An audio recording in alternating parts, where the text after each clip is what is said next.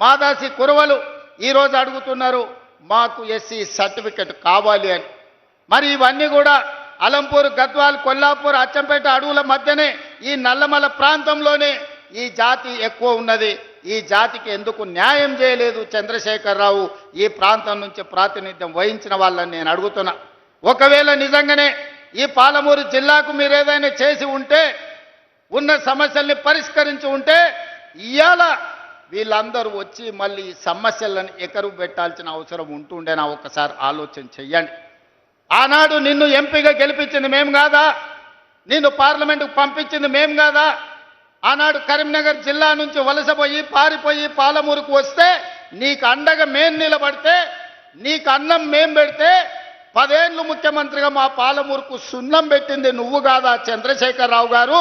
ఈరోజు ప్రజాపాలన వస్తే ప్రజాపాలనలో ఆయనకు దుఃఖం వస్తుందంట. ప్రజాపాలనను చూసి నేను అడగదలుచుకున్న, ఎందుకు వస్తుంది చంద్రశేఖరరావు గారి నీకు దుఃఖం? తట్ట పని, పార పని, మట్టి పని వలసలు పోయి కూలీలుగా ఉండాల్సిన పాలమూరు రైతు బిడ్డ, నల్లమల బిడ్డ రేవంత్ రెడ్డి తెలంగాణ రాష్ట్రానికి ముఖ్యమంత్రి అయినా నీకు దుఃఖం వచ్చిందా? లేకపోతే మా దళితులేమో చెప్పులు కుట్టుకోవాలి, మా యాదవులేమో గొర్రెల్ని పెంచుకోవాలి, మా ముదిరాజు సోదరులు గంగపుత్రులు చేపలు పట్టుకోవాలి, మా గౌడన్నలు ఈదులు గీసుకోవాలని నువ్వు పథకాలు తెస్తే, మేము ఈనాడు మా దళితులు, మా యాదవులు, మా గౌళ్ళు, మా ముదిరాజులు, మా వాల్మీకులు, మా మాదాసి కురువ బోయల పిల్లలు చదువుకోవాలి. చదువుకోవడానికి young India integrated residential school Jadprolu గ్రామానికి 200 కోట్ల రూపాయలతోటి 25 ఎకరాల కట్టి చెప్పులు గుట్టుడు, చేపలు పట్టుడు, ఈదులు గీసుడు, గొర్రెలను పెంచుడు మా తాతలు ముత్తాతలు వాళ్ళ తాతలు కూడా ఆ వృత్తిలో వచ్చారు.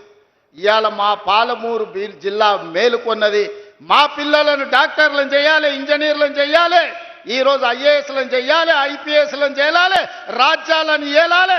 మా పాలమూరు బిడ్డ తెలంగాణకు ఒక 20 ఏళ్ళు ముఖ్యమంత్రిగా ఉండాలి అని మా జిల్లా కంకణం కట్టుకున్నందుకు ఇవాళ నీకు కడుపు నొప్పి దుఃఖం వచ్చిందా చంద్రశేఖరరావు గారని నేను అడుగుతుండా.